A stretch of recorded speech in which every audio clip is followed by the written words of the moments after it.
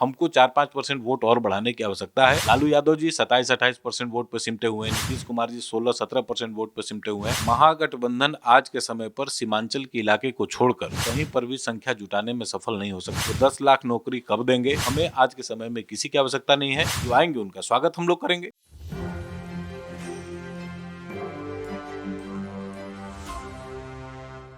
नमस्कार, एक न्यूज़ 24 देख रहे हैं आप और मैं हूं आपके साथ अविनाश। इस वक्त हमारे साथ बीजेपी से प्रवक्ता हैं संतोष पाठक जी बातचीत करने के लिए। बिहार में जिस तरीके से एक बार फिर से आपराधिक घटनाएं जो बढ़ रही है, लगातार छपरा में कांड हुआ, युवक की मौत हुई और कल एनर्जी पार्क के पास करीब 4 लोगों पे अंधाधुंध गोली बरसा। एक तरफ कहा जाता है बिहार में सुशासन की सरकार है, आखिर कैसे? नहीं, देखिए, सुशासन की तो सरकार नहीं रही।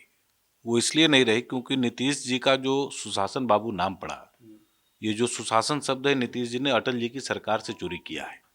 ये शब्द जो सुशासन है ये अटल जी की सरकार के लिए पहली बार प्रयोग हुआ था भारतीय राजनीति में। तो जो संदर्भ सुशासन का है वो हमारे साथ था। नीतीश कुमार जी सुशासन बाबू तभी तक गिने जाएंगे जब तक वो हमारे साथ थे। अब वो उनके गोदी में बैठे हैं जिनके विरोध में चलकर नीतीश जी नेता के रूप में ख्याति लब्ध हुए, और उन्हीं के मार्फत, मतलब राजद के विरोध में जो समाज का जो दृष्टिकोण बना, उनके वोटों पर नीतीश कुमार जी सुशासन बाबू के नाम से जाने गए। आज जब वो लालू जी के पास वापस जा चुके हैं, तेजस्वी यादव जी को नेता बनाने की बात कह रहे हैं, तो समाज में वही दृष्टिकोण तो वापस आत्मसात होगा जो लालू जी के समय पर जंगल राज हम लोगों ने देखा है। लेकिन दावा तो ये करते हैं नीतीश कुमार की समाज में जो भी हो रहा है सही हो रहा है और बिहार के लिए बहुत बदलाव किया, विकास किए, लगातार समाधान यात्रा में हर क्षेत्र में जाके लोगों के बीच में जुड़ रहे हैं। लेकिन एक कहीं तरफ देखिए, समाधान यात्रा जब शुरू हुई तो सरकारी मेमोरेंडम निकला कि कोई भी सामान्य व्यक्ति, यहाँ तक कि जनप्रतिनिधि भी नीतीश कुमार जी से उस यात्रा के दौरान नहीं मिल सकते। जो नीतीश जी को लगता है कि उनकी नीतियों से कुछ लाभान्वित वर्ग है, विशेष करके महिलाओं में जीविका दीदियों को एकत्रीकरण उनका किया जाता है, उन्हीं के बीच में नीतीश जी जो बात 20 वर्षों से कहते हैं वही कहते हैं और उस यात्रा से निकल जाते हैं। इसके अलावा मैं कई तस्वीरें समाधान यात्रा का देखता हूँ। जो रंग रोहन हो रहा है ये तो अस्थायी तौर पर विद्यालयों में होना चाहिए, जो दूसरे संस्थान है, सरकारी विभाग है, वहां पर भी उसी प्रकार की व्यवस्था होनी चाहिए। लेकिन जब जंगल राज जब स्थापित होता है और कहीं पर भी जब आप इन्वेस्टमेंट की समिट कर रहे हो और वहां से 30 किलोमीटर के दूरी पर हजारों राउंड्स की फायरिंग हो रही हो, तो उसको सुशासन की सरकार कैसे कह सकते हैं? और नीतीश कुमार जी को तो ये बात खुद उन्होंने सदन में कहा है 2017 में, जब वो हमारे साथ वापस आ रहे थे, कि समाज का जो अति पिछड़ा वर्ग है, दलित महादलित वर्ग और जो कमजोर वर्ग के लोग हैं, सामान्य जाति के जो लोग हैं, उनके बीच में इस बात का रोष है कि मैं लालू यादव के साथ दोबारा कैसे चला गया। और उस समाज के सामने जो अस्तित्व का संकट खड़ा है उसकी वजह से मैं भारतीय जनता पार्टी के पास महागठबंधन जो है पूर्णिया में 25 फरवरी को एक जनसभा, बड़ा रैली करने वाली है और उनका ये भी कहना है कि 2024 में बीजेपी का सफाया करना, एकजुटता की बात कर रहे हैं, विपक्ष को जोड़ रहे हैं। तो बीजेपी कहीं नहीं है, ऐसा वो लोग बोल रहे हैं। देखिए, महागठबंधन आज के समय पर सीमांचल के इलाके को छोड़कर कहीं पर भी संख्या जुटाने में सफल नहीं हो सकता, इसलिए वो सीमांचल में रैली करने जा रहे हैं।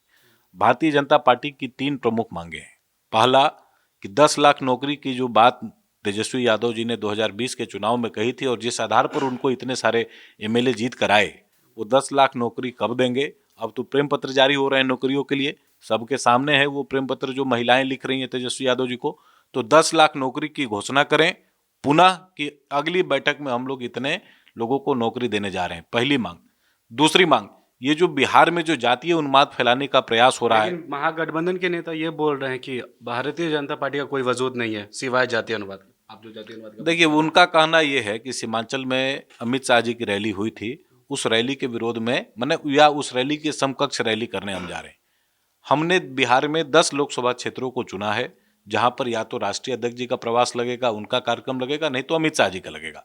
एक कार्यक्रम किशनगंज पूर्णिया में पहले हो चुका, दूसरा हम लोगों ने वैशाली में कर लिया है, तीसरा कार्यक्रम वाल्मीकि नगर लोकसभा में प्रस्तावित हो चुका है, 4 या 5 मार्च के आसपास वो कार्यक्रम होना तय हो गया है। इसी प्रकार से 10, इसके बाद जो 7 लोकसभा क्षेत्र हैं वहां पर भी इस प्रकार के कार्यक्रम लगेंगे। आप लोग महागठबंधन अगर कार्यक्रम करके दिखा दे, जो घटना छपरा में हुई है, जो घटना कल पटना में हुई है, जिस प्रकार का गोलीकांड बेगूसराय में हुआ, जिस प्रकार का गोलीकांड वैशाली में हुआ, इस प्रकार के परिस्थितियों में महागठबंधन सीमांचल को छोड़कर, चूंकि धार्मिक तौर पर वो किस तरफ रहे हैं, जो छद्म सेकुलरवाद की नीति रही है इनकी, उसके तहत वहां पर छोड़कर सीमांचल का जो एरिया है वहां छोड़कर महागठबंधन आज के समय में समाज का समर्थन किसी भी दूसरे जिले में जुटाने में सफल नहीं लोग होगा। का क्या चुनौती रहा, क्योंकि विपक्ष जो अभी सरकार है मौजूदा वो तो ये कह रही है कि बीजेपी कहीं नहीं है 2024 में। देखिए 3 विधानसभा के उपचुनाव अभी बीते हैं, हमको तीनों विधानसभा के उपचुनाव में 42% से ज्यादा वोट मिला है। ये बिहार का रिकॉर्ड है, क्योंकि आज तक किसी एक राजनीतिक दल को बिहार में 42% वोट नहीं आया है।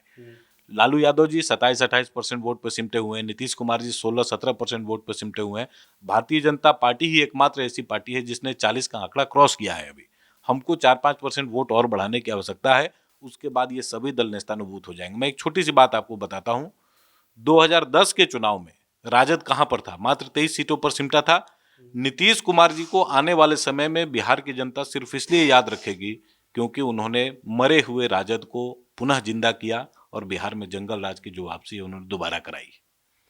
इसलिए नीतीश कुमार जी को याद किया जाएगा आने वाले समय में। लेकिन जो सुशासन की जो बात नीतीश कुमार जी कहते रहे अब वो विलोप हो चुकी है, खत्म हो चुकी है। जदयू के वरिष्ठ नेता उपेंद्र कुशवाहा लगातार पार्टी से नाराज चल रहे हैं, कभी हिंसा की बात करते हैं। अब तो उन्होंने कहा कि हम पार्टी को मजबूत करना चाहते हैं, लेकिन पार्टी उन्हें नजरअंदाज कर रही है। हालांकि उन्होंने ये भी कहा कि जदयू के कई जो बड़े नेता हैं बीजेपी के संपर्क में, तो क्या आप लोग के संपर्क में या फिर आप लोग के पार्टी की तरफ आएंगे? उपेंद्र कुशवाहा आप लोग स्वागत जरूरत करेंगे? नहीं है हमें आज के समय में। स्वागत करेंगे उपेंद्र कुशवाहा का? देखिए राजनीति है, यहाँ पर जो जिसकी आवश्यकता पड़ती है वो उसके साथ जाता है। आज हमारा मत ये है कि हम जब स्वयं 42% पर खड़े हैं, समाज के सभी वर्गों का समर्थन मिलेगा तभी आप 100 में 42 पाएंगे, ऐसे तो पा नहीं सकते। तो हमारे पास जब सर्व समाज का सम्मत उपलब्ध है तो हम किसी और का इंतजार में नहीं है।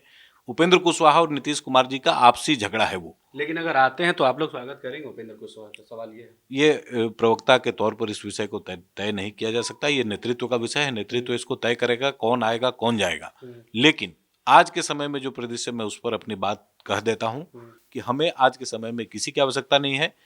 भारतीय जनता पार्टी और एनडीए, तत्कालीन एनडीए जो 2020 के चुनाव में हम और नीतीश जी साथ में लड़ रहे थे, तो वो हमारा जनता के साथ एक डील हुआ था जिसको हम लोग जन समर्थन कहते हैं, जिसमें एनडीए को बहुमत मिला। तो वो जनता ने हमें डील करके दिया कि हम आपको वो ताकत देते हैं कि बिहार में जंगल राज की वापसी नहीं हो।